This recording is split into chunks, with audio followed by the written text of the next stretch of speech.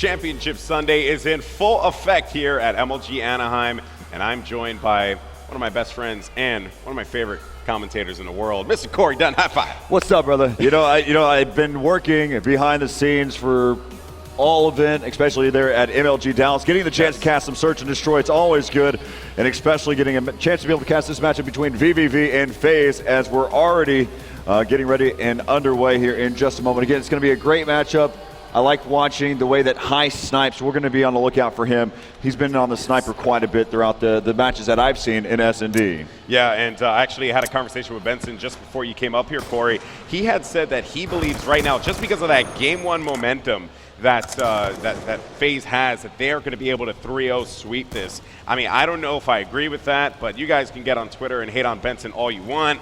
Moving on, though, we're taking a look, and we have Sharp on the screen. Let's see. Oh, actually, Methods now. He's going to be hanging out by Tractor, Corey. I like this play. Yeah, so right now when we take a look here, you can see where Methods and Replays are. They're basically taking advantage of be able to attack at the same opponent at the exact same time. That's how they're set up. What you can see, Methods can rotate back around to be able to give cover fire here for Replays when needed.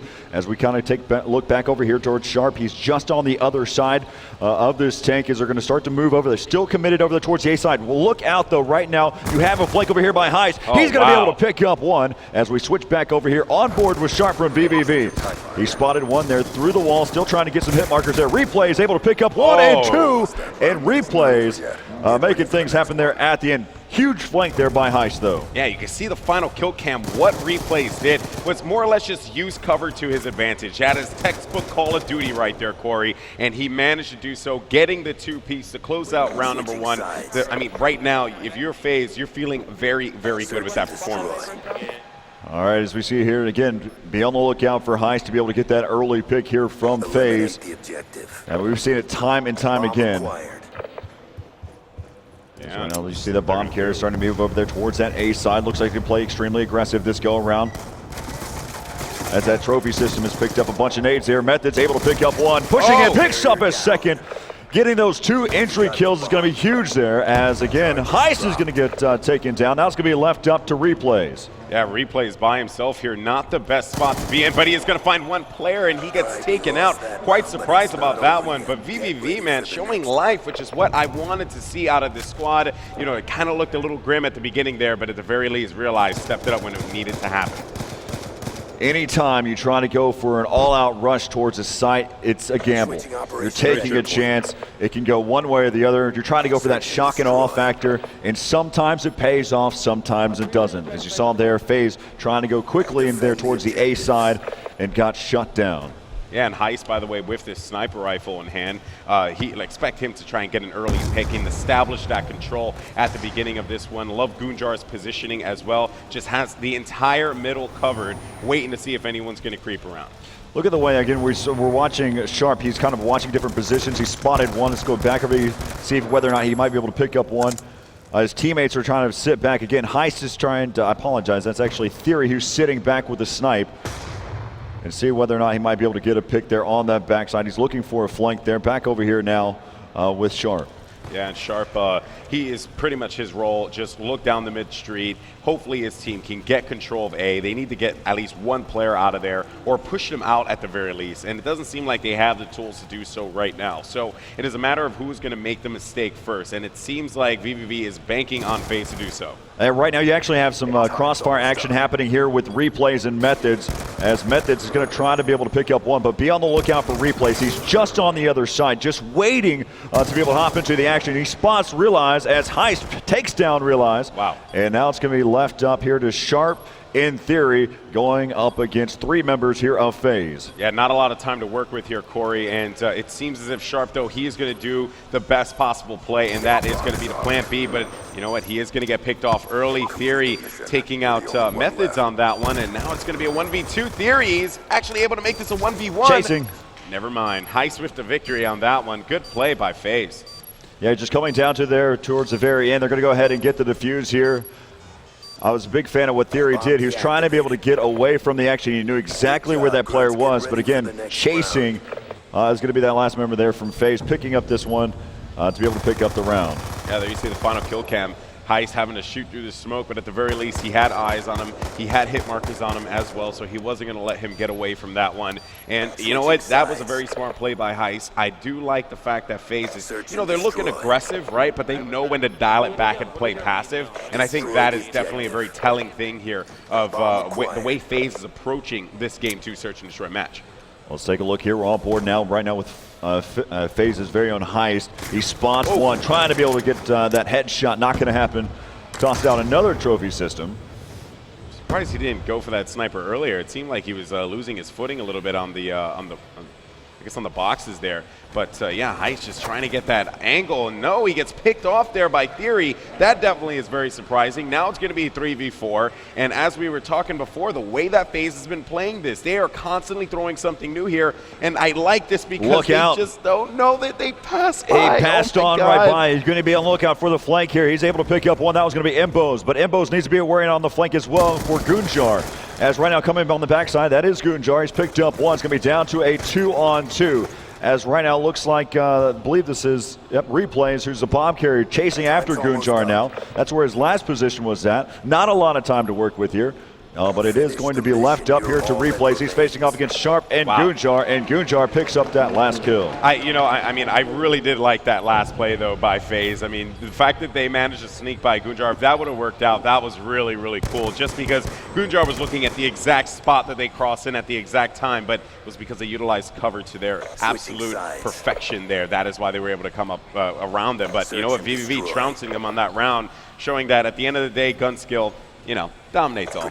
Well, there's two really dominant things in Search and Destroy. That's timing and positioning. And what you saw right there is how Gunjar, he realized that they had to come from a certain angle, so he set up some certain choke points that he could work off of. From there, he backpedals, and he just makes the shot, and that's all that matters. You got to make the shot easier on yourself in these rounds. Yeah, I mean, you had mentioned it before. Positioning is the most important thing, in Call of Duty at the very least, and that is why this is a game of just straight teamwork. So now Sharp is, he almost got his leg taken off there, but he does find a player there across on B. He might get flanked from A. He's going to have to deal with 3 players there that are all grouping up. He's getting a lot of pressure put on him. Can't believe they haven't put a single bullet on him.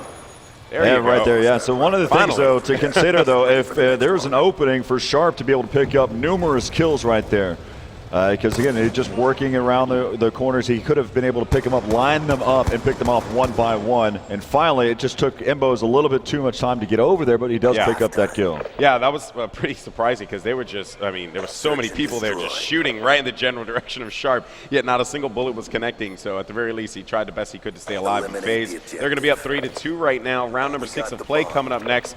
And Heist, I'm liking this play. He has those eyes on A, and he's going to know if someone crosses. And he's just going to take a look there. He's spawning over there towards that A-bomb site. Now he's going to worry about the flank as well. Right there off the pick is going to be Imbos. Imbos has picked up 2 kills so far. Not in the actually picked up 1 in this round as well as Methods. Now it's going to be left up here down to a 2-on-3. Methods holding that position that Sharp has been holding over there towards Statue. Yeah, I just want to give Methods a shout out here, man. 7-3 in this game, right? He's playing great. I mean, he's just make sure that he's always getting the correct positioning. But the bomb is going to be down by B, and now we are going to see his Faze going to do their absolute best to defend this one in a 3v2. vVv have a lot of work in front of them. We'll take a look again. Sharp went to his formal position there, over there towards the Statue to take a look, see if he can get any type of angle. Now he has to work in there. He's not a lot of time. 20 seconds left here on the bomb timer. He's going to spot one. Hasn't been able to connect yet. As now it's going to be down to a 1-on-3 here, left up to Gunjar. Yeah, and Gunjar is going to look around the side, see if he can find someone putting down some shots. He's going to reveal his position, which is not going to be the greatest thing. He just runs right into them. It's like, well, you know what can I really do here besides a mad dash charge and Replays with the final pick? There's some different types of things to consider when we're talking about score streaks and that different type of element. Sometimes there's really no reason to go after a kill. You know that the round is over. Just kind of work your angles. You're down to a 1v3, 10 seconds left in the round. There's no real purpose to chase after those kills. Even that one kill can make a difference if you're trying to get that score streak. Yeah, very true. I also do believe, though, that Gunjar wanted to get away from that bomb, although he could have ran in the other direction. If he would have gotten taken out by the bomb, too, that would have been a lot of points going in that direction. So So he, you know, the thing is that you get more points for that bomb going off than you do for the kill. So if he goes out in a mad dash, and what a shot by Heist as he takes out Sharp on that one. Realize, though, with a stop on Mbos, we're sitting at a 3v2 vVv with Realize and Goonjar left alive. Again, what Faze needs to happen is have Heist get hot with that snipe. As again, right now you can see Realize has been spotted. He's going to have to back off. He's actually still challenging right now, and somehow takes out a trophy system there. Yeah, and I like Realize's positioning here. I mean, he knows he has to go for that bomb. He needs Goonjar, though, for that support. And there's going to be some shots. Okay, so he does manage to disable a couple trophy systems. That could come out in handy a little bit later for Goonjar if he has any tactical equipment. I'm not too sure about that, but look at Heist there on the side. Good highlight. Yeah, a lot of time has passed, and Heist right now is going to be on the flank. He might be able to spot one. Yes, he does. Go ahead and set up shop there to be able to pick up one. Now it's back over here to Goonjar. Goonjar in no man's land is going to get taken down as well. 5-2 as Faze is trying to run away with this one, as again, they already lead this series 1-0 over vVv. I'm really surprised by this, Corey, because of the fact that, you know, I thought vVv was going to be able to give them a little bit more of a challenge, especially in a standoff search and destroy, but also it isn't so surprising to see Faze dominate in search and destroy. I mean, they have Mbos, and also, I just got to say, Methods as well. He has been playing great this entire game. Heist is search and destroy player with a sniper rifle, really taking advantage of that, you know, weapon. I mean, really, this is Faze's map to lose here, and it's showing. As that card didn't do anything right there, as now we're back over here with Sharp, who's close quarters. He has his teammate to work with. That's going to be Theory. Got some crossfire action happening here. Let's go ahead and hop on board there. Again, the bomb carrier is going to be Methods, as they're still trying to decide. Heist right now on a 4-kill streak. He picks up another one. Wow. As right now he's clearing out the site. Still going to go ahead and push in. Completely aggressive. And he's going to get taken down. Now going to be down to a 2-on-2. Sharp and Theory still holding down this A bomb site. So you know the action's starting to move over there towards the B side. As again, it's going to be left up for Faze, Mbos, and Methods facing off against Sharp and Theory. Yeah, and Methods wants to try and stay alive and at least get one more kill here, because that could be a score streak for him. Shots are going to be exchanged, though, by the tank going into the brown house. Sharp on your screen now, as he's going to make his way around. He does find someone. He is going to get picked off by Mbos. Now it's going to be left up to Theory. He's by himself, and that is going to do it. Faze with the 6-2 win in Search and Destroy to make this a 2-0 series.